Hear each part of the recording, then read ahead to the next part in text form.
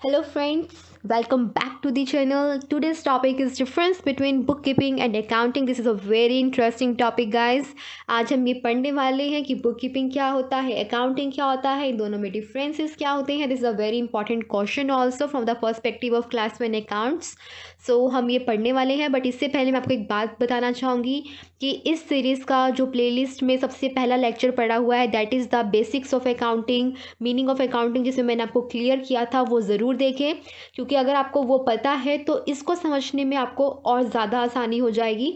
ठीक है, तो मैं सबसे पहले फर्स्ट वाली वीडियो जो मैंने आपको बताई थी उसमें एक चीज़ बताई थी, मैं उस पर जाना चाहूँगी और आपको कुछ क्लियर करना चाहूँगी। ये देखिए, इसमें मैंने आपको बताया था कि अकाउंटिंग में हम मेनली ये 6 स्टेप्स को परफॉर्म करते हैं। सबसे पहले identification, then recording, then classification, then summarise करना चीज़ों को, फिर इंटरप्रेट करना एंड देन फाइनली कम्युनिकेट करना। टोटल 6 स्टेप्स थे। तो बुक कीपिंग और अकाउंटिंग, इन 6 स्टेप्स को ही 2 पार्ट्स में डिवाइड किया गया है, जिसमें से कुछ स्टेप्स को बुक कीपर जो है हमारे पास वो परफॉर्म करता है और कुछ स्टेप्स को हमारा अकाउंटेंट परफॉर्म करता है। तो जिन स्टेप्स को बुक कीपर परफॉर्म करता है वो सारे के सारे स्टेप्स हमारे बुक कीपिंग के अंदर आ जाएंगे, और जिनको अकाउंटेंट परफॉर्म करता है वो सारे स्टेप्स हमारे अकाउंटिंग फंक्शन के अंदर आ जाएंगे।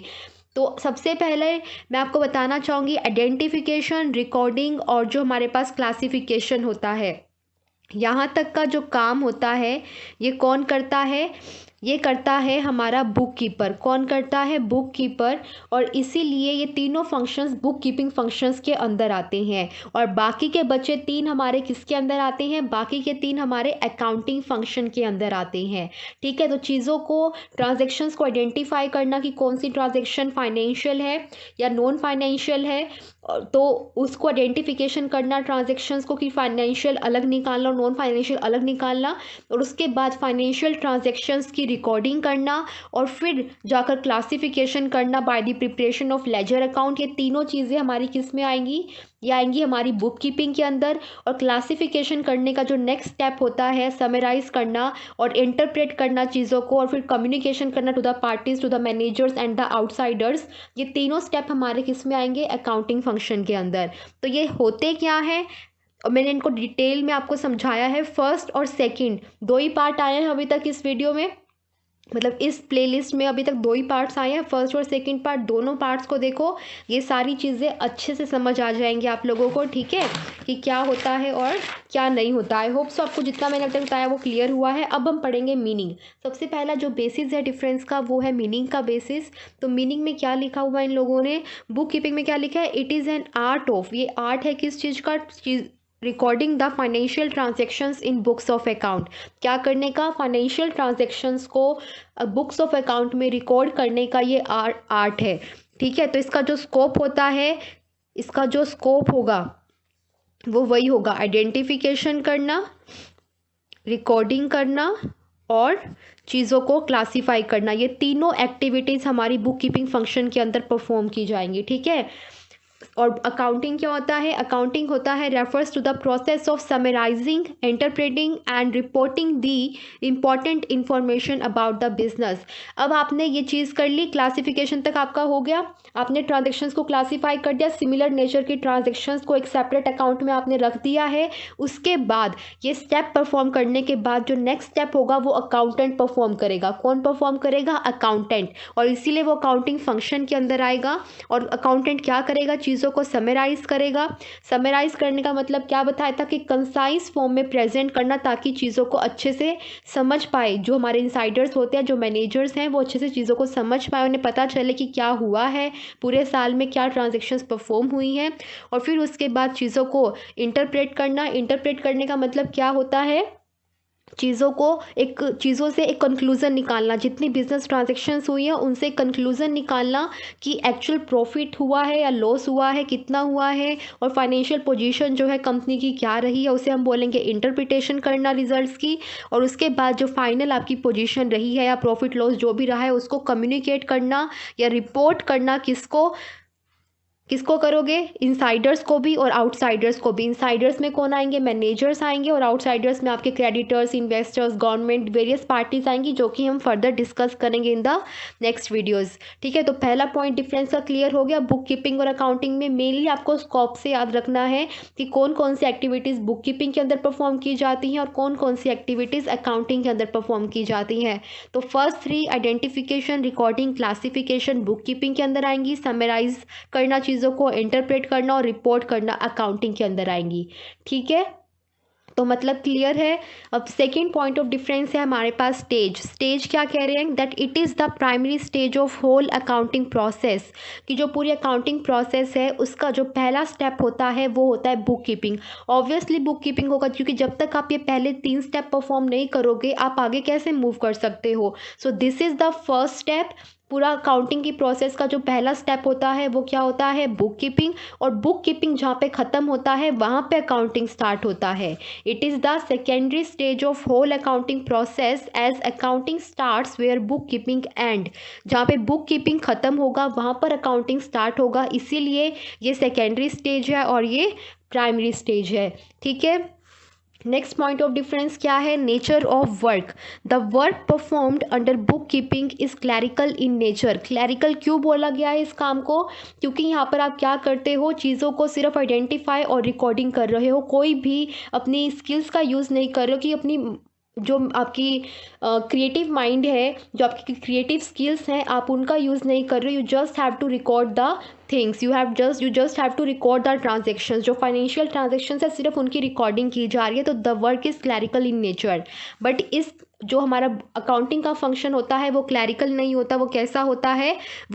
वो एनालिटिकल होता है नेचर में। एनालिटिकल होने का मतलब क्या है? कि आप अपनी क्रिएटिव स्किल्स का, अपने क्रिएटिव माइंड का यूज़ कर रहे हो, चीज़ों को एनालाइज कर रहे हो कि क्या हुआ है, कि किस तरह से प्रॉफिट हुआ है कि लॉस हुआ है। आपने देखा है, अपनी चीज़ों को, अपने माइंड को यूज़ किया है, अपनी क्रिएटिविटी को यूज़ किया है, चीज़ों को एनालाइज किया है और फिर एक कंक्लूज़न पर आप पहुँचे हो कि हाँ मुझे प्रॉफिट हुआ है कि लॉस हुआ है। और उसके बाद आप डिसीजंस भी लोगे कि हाँ, कि अगर इतना ऐसा रिजल्ट आया है तो फ्यूचर में हम क्या करें और क्या ना करें। तो यहाँ पर जो है एनालिटिकल वर्क होता है और यहाँ पर क्लैरिकल वर्क होता है। तो this is one of the important difference between the book keeping and accounting. तो आपको ये चीज़ याद रखनी है कि बुक कीपिंग के फंक्शन को हम क्या बोलते हैं, कि ये वर्क जो इसमें परफॉर्म किया जाता है वो कैसा होता है? क्लैरिकल होता है नेचर में।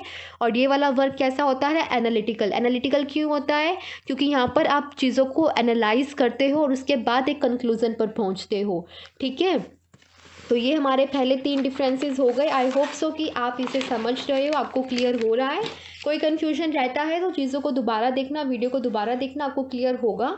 फिर भी स्टिल कोई डाउट रहता है then you can ask me in the comment section. ठीक है, अभी हम 4th पॉइंट की तरफ मूव करें। टोटल 6 पॉइंट ऑफ डिफरेंसेस मैं आपको बताने वाली हूँ। पहले 3 मैंने आपको बता दिए हैं, अब हम 4th पॉइंट पढ़ रहे हैं। 4th पॉइंट किस बेसिस पर डिफरेंस है? Requirement of knowledge. तो गाइस, नॉलेज की रिक्वायरमेंट किस में ज़्यादा होगी? ऑब्वियसली आप बताइए। एक वर्क है क्लैरिकल नेचर में और एक वर्क है एनालिटिकल नेचर में। तो क्लैरिकल नेचर में आपको ज़्यादा नॉलेज चाहिएगी या एनालिटिकल नेचर के वर्क को परफॉर्म करने के लिए आपको ज़्यादा नॉलेज चाहिएगी? ऑब्वियसली जहाँ पे आपको अपनी क्रिएटिव स्किल्स का यूज़ करना है, क्रिएटिव माइंड का यूज़ करना है, एक पर्टिकुलर स्किल्स आपके अंदर होनी चाहिए, एनालाइजिंग स्किल्स होनी चाहिए, तभी आप एनालिटिकल वर्क को परफॉर्म कर सकते हो। तो इसीलिए एनालाइज जो करने का फंक्शन होता है, एनालिटिकल फंक्शन जो होता है, मतलब कि जो हमारा अकाउंटिंग फंक्शन है, वहाँ पर हमें higher level of knowledge requirement होगी।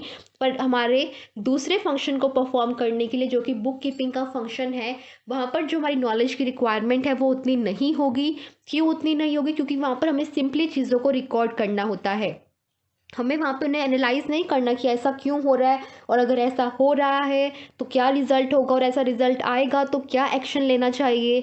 तो वो सारी चीज़ें हमारी अकाउंटिंग में होती हैं, बुक कीपिंग में नहीं होती। बुक कीपिंग में सिर्फ और सिर्फ चीज़ों को रिकॉर्ड किया जाता है, सिर्फ और सिर्फ फाइनेंशियल ट्रांजेक्शन्स को for the first time book में एंट्री की जाती है और बस वहीं पर वो बुक कीपिंग का फंक्शन जो है ख़त्म हो जाता है। बट उसके आगे चीज़ों को प्रेजेंट करना, ट्रांजेक्शन्स को एक कंसाइज फॉर्म में प्रेजेंट करना, उनसे एक रिजल्ट रिजल्ट को जो है कंक्लूड करना और उसको देन प्रेजेंट करना, वो सब चीज़ें हमारे किस में होती हैं, अकाउंटिंग में। गाइस आप कंफ्यूज मत होना कि बुक कीपिंग तो भी अकाउंटिंग का ही पार्ट है। हाँ, बुक कीपिंग भी एक तरह से अकाउंटिंग का पार्ट है, क्योंकि जो बड़ी बड़ी कंपनीज होती हैं वहाँ पर बुक कीपिंग और अकाउंटिंग एज सेपरेट फंक्शन हो सकते हैं, बट जो छोटी कंपनीज होती हैं वहाँ पर बुक कीपिंग और अकाउंटिंग कोई अलग अलग फंक्शन नहीं होते, वहाँ पर अकाउंटेंट बुक कीपिंग और अकाउंटिंग दोनों ही करता है। समझ रहे हो बात को।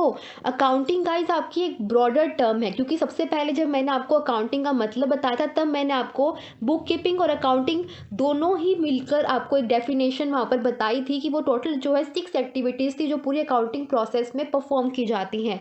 बट हम चीज़ों को जितना डीपली पढ़ते जाते हैं उतना ज़्यादा हम समझते जाते हैं। तो अगर हम इसे डीपली पढ़ें, थोड़ा कैटेगराइज करने की कोशिश करें, तो पहले 3 फंक्शंस को, जो कि आइडेंटिफिकेशन है, रिकॉर्डिंग है और क्लासिफिकेशन है, उन्हें हम बुक कीपिंग के अंदर रखते हैं और बाकी के 3 फंक्शंस को हम अकाउंटिंग के अंदर रखते हैं। ठीक है, तो वो यहाँ पर डिफरेंसेस हम यहाँ पर पढ़ रहे हैं। ठीक है, तो पहले 4 हो गए। अभी 5th पॉइंट हमारे पास क्या है, टाइटल। ये मैं आपको पहले ही बता चुकी हूँ कि जो बुक कीपिंग फंक्शन परफॉर्म करता है उसे हम क्या बोलते हैं, बुक कीपर, और जो अकाउंटिंग फंक्शन को परफॉर्म करता है उसका टाइटल क्या होता है, अकाउंटेंट। ठीक है, जैसे यहाँ पे लिखा है, the person who performs the book keeping function is known as book keeper and the person who performs the accounting function is known as accountant.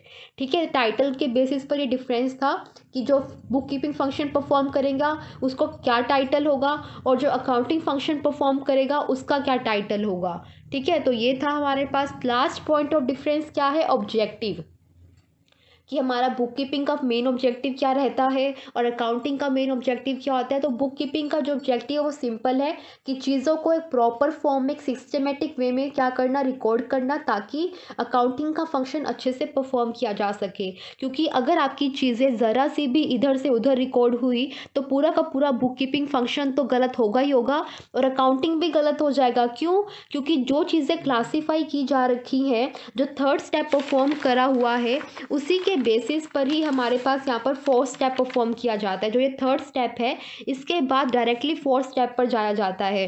तो अगर 3rd स्टेप ही आपका गलत है या 1st या 2nd कोई भी गलत है तो ऑटोमेटिकली जो आके आपके बाद के स्टेप्स हैं वो तो गलत हो ही जाएंगे ना। तो मतलब बुक कीपिंग का सही होना भी ज़रूरी है, क्योंकि पूरी की पूरी जो अकाउंटिंग है वो बुक कीपिंग के ऊपर बेस्ड है। ठीक है, तो यही यहाँ पर इस पॉइंट में है कि ऑब्जेक्टिव क्या रहता है कि चीज़ों को एक प्रॉपर और सिस्टमेटिक वे में रिकॉर्ड करना, सारी फाइनेंशियल ट्रांजैक्शंस को, ये हमारा क्या रहता है, ऑब्जेक्टिव रहता है बुक कीपिंग का। और अकाउंटिंग का ऑब्जेक्टिव क्या रहता है कि हमें चीज़ों को एक कंक्लूड करना है, पूरी फाइनेंशियल ट्रांजैक्शंस के बेसिस पर हमें ये डिसाइड करना है कि नेट प्रॉफिट हुआ है कि लॉस हुआ है बिजनेस को, और बिजनेस की at the end of the year क्या फाइनेंशियल पोजीशन रही है।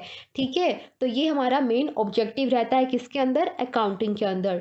तो ये थे हमारे 6 point of differences between the book keeping and accounting. I hope कि आपको चीज़ें क्लियर हुई हैं, आपको समझ में आया है।